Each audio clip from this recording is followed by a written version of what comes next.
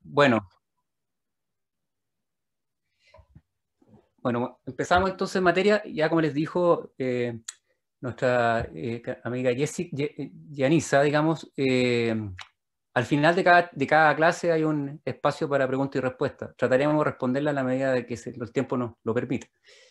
Bueno, mi tema de hoy es las bases electrofisiológicas del electrocardiograma, probablemente el tema más fome de este curso, y por eso me lo pasaron a mí, porque en realidad esto es como los políticos. ¿A quién vamos a quemar? Ya quemamos al doctor Cereceda, total, no le va a pasar nada.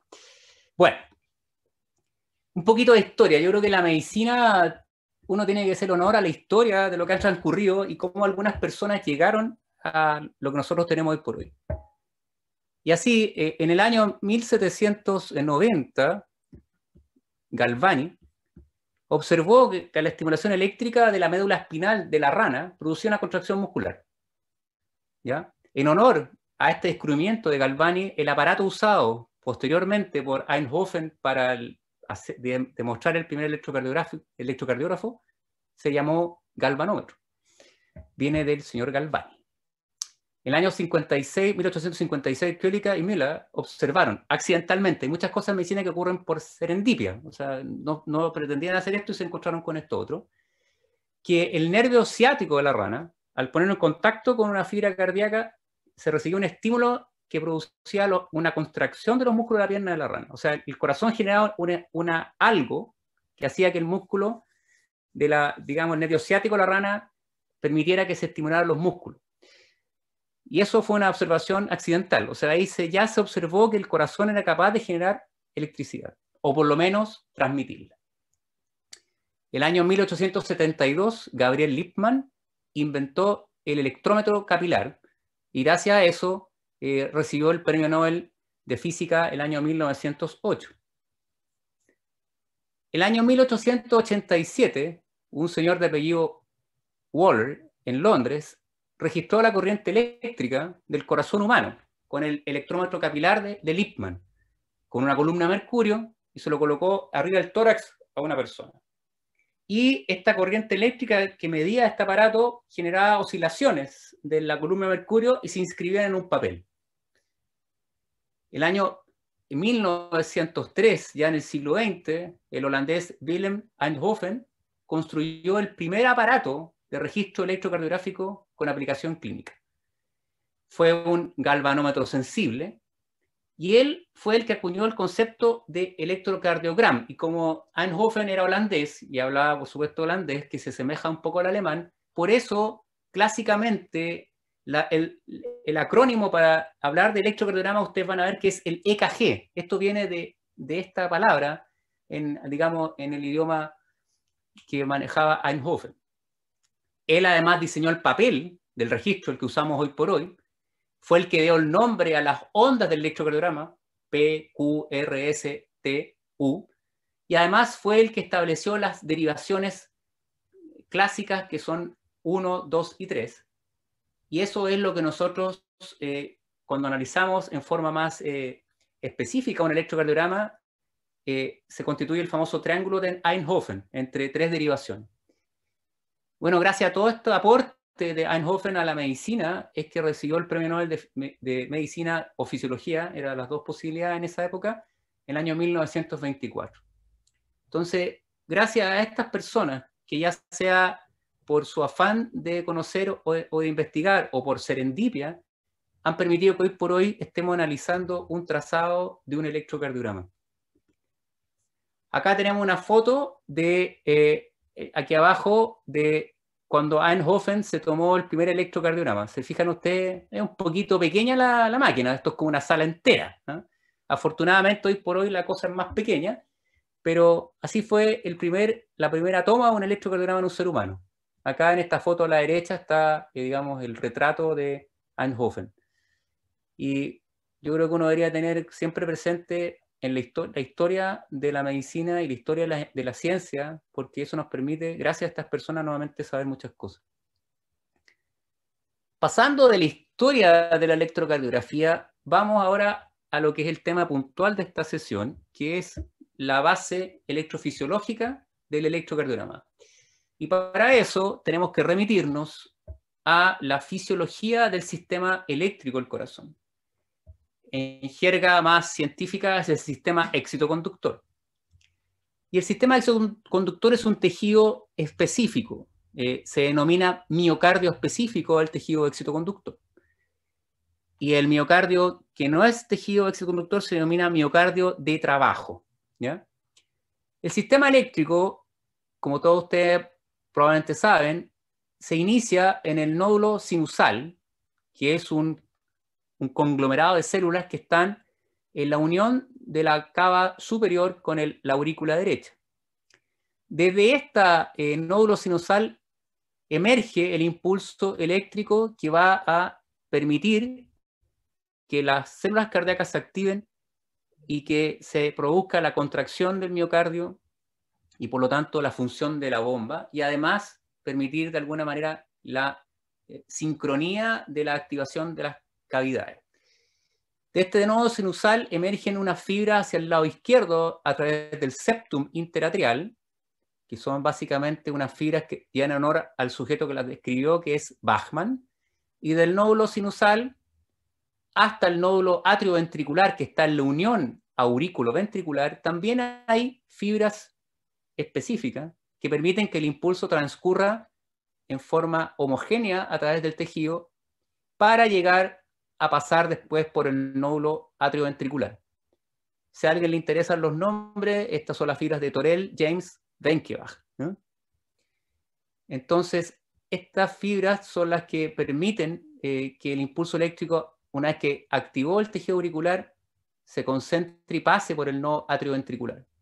Y desde el nodo atrioventricular nace el famoso haz de His, nuevamente en honor a la persona, digamos, que lo escribió. Y desde el haz de His se origina la red de Purkinje, obviamente otro nombre, otro epónimo. Y la red de Purkinje se va subdividiendo sucesivamente hasta llegar al miocardio de trabajo y perderse, digamos, en el sistema, en el músculo cardíaco. Tenemos una rama que va hacia el lado derecho del septum, la rama derecha de la de His, y una rama izquierda que va por el lado izquierdo del septum y que se divide en dos grandes fascículos, anterior y posterior. Y este es la anatomía, digamos, básica del sistema excitoconductor. Pero ¿qué hay detrás de esto? Eso es lo interesante y lo que me interesa que algo les quede. Detrás de esto hay potenciales eléctricos. Y estos potenciales eléctricos son determinados por el movimiento de cargas a través de la membrana de la célula. En el nódulo sinusal, ¿no es cierto?, donde se genera el impulso eléctrico, hay una potencial de acción, ¿ya?, que tiene una forma bien peculiar. Este potencial de acción, digamos, ya vamos a hablar más en detalle qué son todas estas curvas, tiene una forma, como le digo, muy peculiar. Después, el miocardio auricular tiene una forma de potencial de acción un tanto distinto. El nódulo atrioventricular nuevamente tiene una forma similar al nódulo sinusal, y la fibra de Purkinje y el miocardio ventricular tiene una forma que es bastante disímil a los nódulos, pero se asemeja un poco a la aurícula, ¿ya? Y si ustedes se fijan, acá esta línea punteada está mostrándonos a qué representa este potencial de acción, que representa a la onda P del electrocardiograma, porque es la activación de las aurículas, pero además se fijan ustedes, aquí hay un desfase en el tiempo. Por lo tanto, esta activación, digamos, en gradiente desde aurícula hacia ventrículo, va teniendo un cierto retardo, y ese retardo permite que las aurículas se contraigan antes que los ventrículos. Y además, en este mismo gráfico, ustedes pueden ver que, lo vamos a ver más en detalle, estas potenciales de acción representan ciertos intervalos u ondas del electrocardiograma. Por lo tanto, cuando uno está viendo un electrocardiograma, uno debería estar pensando qué está ocurriendo a nivel del miocardio, a nivel de la célula. Bueno, dicho sea de paso, para las personas como yo que en el fondo han dedicado su vida a esta cuestión, es súper apasionante. A lo mejor para una persona que solamente lo ve como una información clínica, eso le da lo mismo, pero déjenme disfrutar algo. Bueno, Dijimos que el nódulo sinusal tiene una forma bien peculiar de este potencial de acción. ¿Y por qué? ¿Qué hace que este potencial de acción sea así? Bueno, si nosotros tenemos en este gráfico, donde digamos, en la abscisa están los milivoltios de intracelulares, ¿ya? Y en las ordenadas está el tiempo, nosotros vemos que la forma del potencial de acción de la célula del nodo sinusal tiene esta forma como sinusoidal. Y es interesante porque nunca está plano esto, como que nunca está en reposo. ¿Y por qué pasa eso? Porque las células del nodo sinusal tienen una propiedad intrínseca que se denomina automatismo, o sea, son células que son capaces de activarse espontáneamente. ¿Y por qué ocurre eso? Porque a nivel, digamos, de canales iónicos hay un movimiento de cargas, ¿ya? A través de la membrana que ocurre espontáneamente. Y en este caso, digamos, el rojo es lo que significa esta corriente que está entrando a la célula y está dado por una corriente que se llama IF, IF de Fanny, porque tiene propiedades bien peculiares. Y esta corriente se empieza a activar cuando la célula llega a un potencial de membrana negativo de menos 60 milivoltios. Se empieza a activar este canal y empieza a producirse una entrada de sodio. Llegado a cierto nivel de activación a través de la membrana, de cambios de potencial intracelular, se abren otros canales, que son los canales de calcio, que están aquí abajo. Y se usa una entrada rápida de calcio, que hace que la pendiente de activación aumente. O sea, esta corriente que está acá permite que se vaya depolarizando, que es cuando entran cargas positivas a la célula, hay una depolarización, y va entrando cargas positivas lentamente, hasta que de repente se llega a un potencial en la cual se abren unos canales de calcio que hacen entrar rápidamente cargas positivas a la célula, lo cual permite la depolarización final de la célula del nódulo sinoauricular. La célula se depolariza cuando tiene entrada de cargas positivas y se repolariza cuando ocurre el fenómeno contrario, que las cargas positivas salen. ¿Ya? Recuerden que en condiciones normales la célula tiene un interior negativo con respecto al exterior. Y esto está dado por algunas proteínas como la sodio-potasio ATPasa, que permite que ocurra este gradiente que se mantenga. Por lo tanto, se polariza la célula, entraron cargas positivas y tienen que salir cargas positivas para que la célula se repolarice, que vuelva a su condición basal. Y esas corrientes de repolarización son básicamente corrientes de potasio.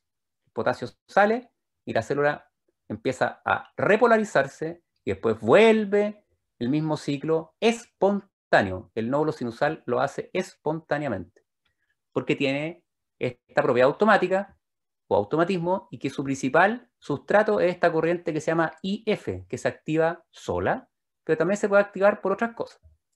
Y acá en amarillo ustedes ven una IP, ya esto no es una dirección de internet, esta IP es la corriente determinada por la bomba sodio-potasio ATPasa, que si ustedes se fijan, está siempre sacando carga más que entrando. ¿Por qué? Porque la sodio-potasio ATPasa saca 3 sodios y mete 2 potasios a la célula. Por lo tanto, genera un potencial negativo transmembrana. Esa sodio-potasio ATPasa es muy importante en la función de las células miocárdicas. Esta es la representación esquemática de este corriente IF, que está dado por este canal. Es un canal específico que se llama canal, es un canal de sodio que tiene la propiedad de activarse cuando la célula va bajando en el potencial, en la fase de repolarización va bajando, llega a un punto en el cual este canal se abre.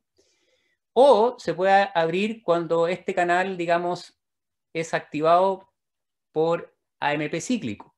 El AMP cíclico, como ustedes saben, aumenta cuando aumenta la unión de la adrenalina a los receptores de la célula. Por eso, cuando uno le aumenta la adrenalina, epinefrina, digamos, nombre más elegante, a nivel de la circulación, aumenta, ¿no es cierto?, la apertura de este canal por unidad de tiempo, por lo tanto, hace que la célula se depolarice más rápido, lo cual aumenta la frecuencia cardíaca. Por eso las catecolaminas aumentan la frecuencia cardíaca, porque hacen que este canal esté por unidad de tiempo más veces abierto. Y por el contrario, como todo sistema fisiológico tiene una contraparte, que es el sistema colinérgico, el vago, y el vago hace todo lo contrario. El vago, ¿no es cierto?, a través de sus receptores de membrana, el muscarínico, acetilcolina, se une al receptor muscarínico, y este lo que hace es hacer todo lo contrario, reducir los niveles de AMP cíclico, por lo tanto, la estimulación vagal baja la frecuencia cardíaca. Por eso cuando uno tiene una reacción vagal, cuando vomita, cuando puja, puede tener una frecuencia cardíaca más baja o incluso desmayarse. Esto graficado, entonces, nuestra célula acá con su forma de activación espontánea, ¿no es cierto? Y de repente le metemos norepinefrina y la pendiente de depolarización se hace más pronunciada, por lo tanto, hay más depolarizaciones por unidad de tiempo. Por lo tanto, aumenta la frecuencia cardíaca. El nódulo sinusal responde a las catecolaminas, digamos, endógenas, por supuesto también a las exógenas, pero si no hay catecolaminas, hay una frecuencia basal intrínseca. Por eso cuando uno duerme, la frecuencia cardíaca baja y no llega a cero, porque en el fondo el nódulo sinusal va a estar constantemente depolarizándose y permitiendo que la frecuencia cardíaca no baje, salvo que tengamos un nódulo enfermo. Pero resulta que el sistema éxito-conductor tiene otros potenciales células o aglomeración de células que son capaces de, digamos, reemplazar a este nódulo sinusal si se enferma. Puede ser dentro de la misma aurícula derecha, en la aurícula izquierda, el nódulo atrioventricular, porque tienen propiedades automatismo. Y hay algunas células que dentro del tejido auricular que tienen propiedades automáticas, ¿ya? Y que se van a expresar cuando el nódulo sinusal está enfermo. Por eso a veces tenemos lo que se denominan ritmos ectópicos auriculares, que no van a ser el ritmo sinusal y ustedes lo van a reconocer uno en el electrocardiograma porque nos va a cambiar la morfología de la onda que representa la activación auricular. También hay células con propiedad automática en la red de His-Purkinje, pero su capacidad de automatismo es mucho más débil y lenta que las células que están en los atrios. Por lo tanto, si aparece un foco ectópico, lo más probable es que provenga de las aurículas y mucho menos probable que aparezca un foco ectópico ventricular. Pero eso puede ocurrir en algunas patologías. Cuando se produce un bloqueo de la conducción eléctrica acá, puede aparecer un latido más abajo. Ya lo verán en las clases sucesivas. Y este nódulo sinusal, ¿no es cierto?, que genera el impulso eléctrico, este impulso eléctrico tiene que emerger de él, ¿ya?, para que se propague. Y para que se propague a través de la fibra, va a tomar un tiempo. Y ese tiempo que toma permite que uno vea en el electrocardiograma una activación, digamos, del tejido auricular que no es una línea recta, sino que tiene como un lomo. ¿Por qué? Porque el tejido auricular, una vez que se inicia el impulso, se tiene que activar por completo y eso toma un tiempo. ¿Y por qué toma un tiempo? Porque el sistema eléctrico que está, digamos, dentro de, que tiene sus propiedades que mencioné, está inmerso en un tejido miocárdico que es un tejido, digamos, que no conduce a la misma velocidad. Pero además de eso, el corazón tiene una propiedad muy interesante, que la fibra miocárdica tiene un eje longitudinal, o sea, el largo es mayor que el ancho. Y el sentido del impulso eléctrico se favorece en el sentido longitudinal, se favorece, ¿ya? Por lo tanto, la disposición de la fibra cardíaca, ¿ya?, permite la velocidad con que se va a activar el tejido. O sea, aparte del sistema éxito conductor, la disposición anatómica, digamos, histológica del tejido cardíaco va a permitirnos que la conducción sea más lenta, más rápida. Si usted tiene un corazón que ha sido reemplazado el tejido contráctil por tejido fibroso, obviamente que va a haber más lentitud en la propagación del impulso, y por eso van a ver ustedes más adelante en sus clases de que cuando hay aumento del tamaño de las cavidades, aumentan el tamaño y la duración a veces de la activación de las cavidades. Con respecto a lo que se vendría a ser, digamos, el resto de la clase, me voy a referir ahora a los famosos fases del potencial de acción de las células del tejido auricular y ventricular. ¿Y por qué es tan importante esto? Por lo que se ve en esta figura acá. Porque el electrocardiograma que ustedes conciben o ven con sus ondas QRS, JT, que mañana va a tener la clase de electro normal, esto lo que está traduciendo lo que ocurre a nivel de la célula, y en este caso del miocardio ventricular. O sea, la duración del potencial de acción tiene directa relación con la duración de este QRS-JT. ¿Ya? Y cuántas veces por unidad de tiempo se activen las células cardíacas tiene que ver con la frecuencia cardíaca. Y el potencial de acción del miocardio ventricular, ¿ya?, tiene las siguientes fases. La fase 0 corresponde a la depolarización, la entrada de cargas positivas, al intracelular. Después la célula intenta una repolarización, la célula del miocardio ventricular, también el miocardio, el sistema His-Purkinje, intenta una repolarización y después viene una fase que se denomina meseta, ¿ya?, la cual es un cierto grado de estabilidad transmembrana, y después se produce la fase de repolarización hasta que se alcanza un punto en la cual se ve como una línea isoeléctrica. Y esta línea isoeléctrica, lo único que nos está diciendo es que el movimiento neto de cargas a través de la membrana es cero. ¿Ya? Solamente eso. No es que la célula esté en reposo, no está 1, 2, 3 momia, sino que la célula siempre está activa. La única célula que está inactiva es la célula muerta. Entonces, esta situación acá, la fase denominada 4 de reposo, en el fondo es porque el movimiento neto de carga es cero. ¿Y qué permite esta forma del potencial de acción, que nuevamente va a ser traducido clínicamente al trazado electrocardiográfico del QRS-JT, en el caso del miocardio ventricular, en eso estamos hablando ahora, da una serie de canales iónicos. Esto no es para atiborrarlos de conocimiento, sino simplemente para mostrarles que la cuestión no es tan simple, digamos. No miren a huevo un electro. Si el electro uno lo puede hilar fino y darse cuenta de todo esto, aunque no lo crean. Mire, yo en general, esto si quieren no lo graban, pero yo a veces hago la siguiente analogía. Uno puede escuchar un electrocardiograma, no solo verlo, sino que uno lo puede escuchar, le habla.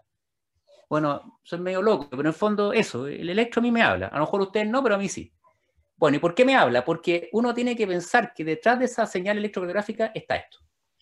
En la fase 0 del potencial de acción, lo que ocurre es una entrada masiva de sodio. Y eso está dado por un canal de sodio. Un canal de sodio de la membrana que se activa por voltaje. ¡Pum! Y se produce una depolarización de la célula. Esa es la fase 0. Después tenemos una fase 1, que es como un intento de repolarización. Y la repolarización, acuérdense que es la salida de potasio. Y en este caso, esta corriente se llama ITO. ITO es la sigla en inglés, que es una corriente de salida transitoria, ¿ya?, o transiente. Después de eso tenemos la fase 2, en la cual hay una entrada de calcio, pero está saliendo potasio. Por lo tanto, el potasio, una vez que empezó a salir, acuérdense que una vez que se polariza la célula, inmediatamente está tratando de sacar el potasio para volver en su momento al potencial de reposo. Pero la entrada de calcio, digamos, permite que esto se mantenga en una meseta, y después que se agota, por así decirlo, la entrada de calcio, las corrientes de potasio repolarizantes ganan y la célula se empieza a repolarizar. En la fase 2 del potencial de acción vamos a tener básicamente corrientes de calcio, ¿ya?, de entrada, que tienen muchas otras importancias en la fisiología cardíaca. Y en la fase 3 tenemos corrientes de potasio, que solo quiero que recuerden, en realidad son como 7, pero que recuerden las siguientes. Una que se llama IKR, que se llama la corriente de potasio rápida, la IKS, que es la corriente de potasio lenta, y lo que es la ICA1, que es una corriente de potasio que depende de acetilcolina.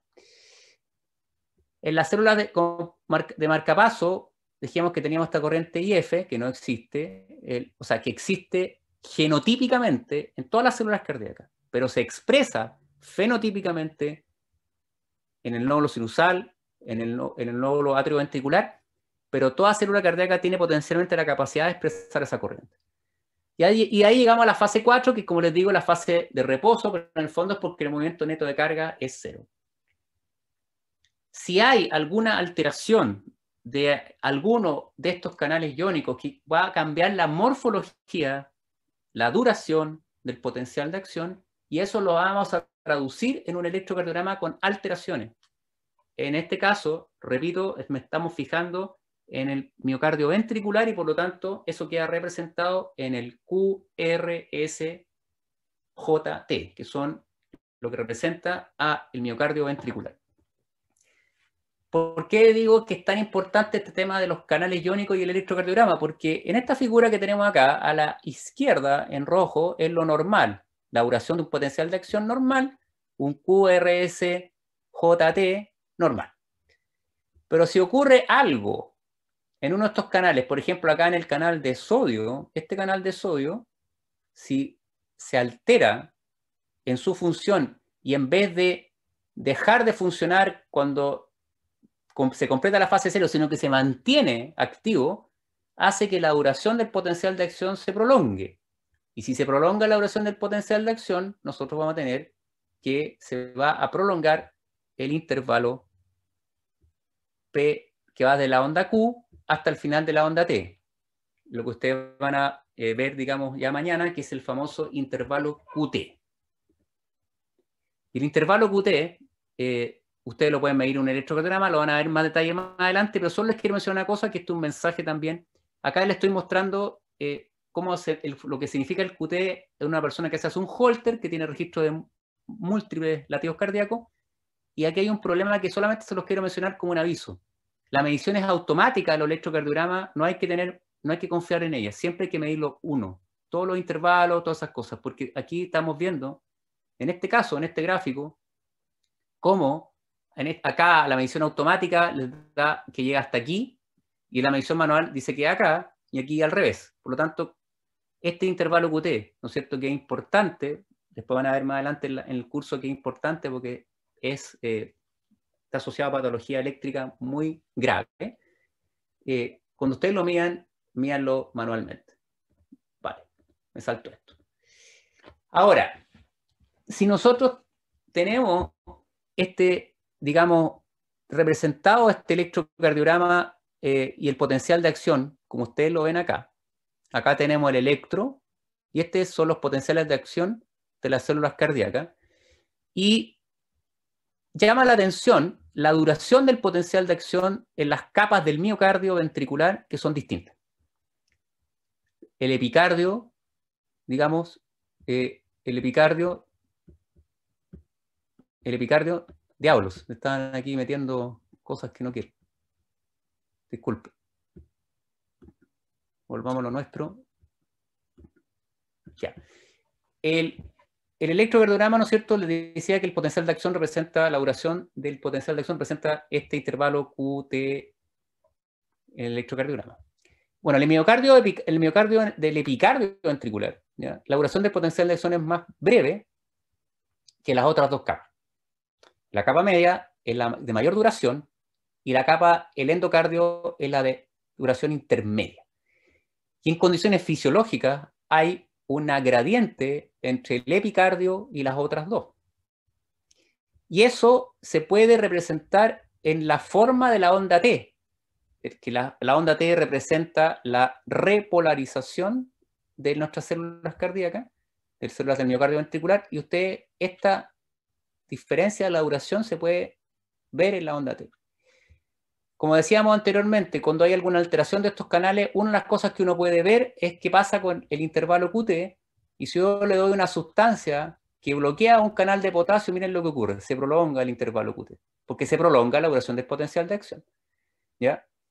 y si le agrego otra sustancia, como una catecolamina, que tiene un efecto en algunos de estos canales, cambia la morfología de este intervalo QT. Por lo tanto, nuevamente, estos canales iónicos son los responsables de lo que ustedes están viendo en el electrocardiograma. Y ese es el sustrato final que determina la forma del electrocardiograma desde el punto de vista celular. ¿De acuerdo? Otra enfermedad, por ejemplo, que también tiene una expresión electrocardiográfica muy bonita, es un síndrome que se asocia a muerte súbita, que es el síndrome de Brugada. Y este síndrome de Brugada, digamos, nuevamente es un problema en un canal iónico que lo que hace es justamente exacerbar esta diferencia entre la capa epicárdica y la capa endocárdica, de tal manera que se genera una diferencia muy importante en la duración del potencial de acción, lo cual se va a traducir en el electrocardiograma. Y acá, a la derecha, abajo, acá van a tener la famosa morfología, ya vamos a ver más en detalle más adelante, del patrón electrocardiográfico del Brugada, y es simplemente la expresión electrocardiográfica de un fenómeno iónico celular. Y por último, antes de hacer una pausa, en el caso de otra patología cardíaca, que no quiero dar el detalle, pero que ustedes pueden ver como una alteración sutil en el electrocardiograma que tiene que ver con la onda J. ¿Se acuerdan que mencioné que era QRSJ? El punto J puede cambiar y no estar al mismo nivel, y este punto J está dado también por algún fenómeno de canales iónicos y de movimiento de cargas a través de la membrana. Y lo que se ve nuevamente acá es un cambio en algunas de estas proteínas. Y nuevamente se afectan en forma diferencial el epicardio del endocardio, y eso va a generar una alteración del movimiento de carga, y eso se va a traducir en un electrocardiograma, en este caso con elevación de este punto J. Bueno, esta parte era más árida y creo que es momento ya, después de 40 y algo minutos, hacer una pausa, o 30 y tantos minutos, y hacer una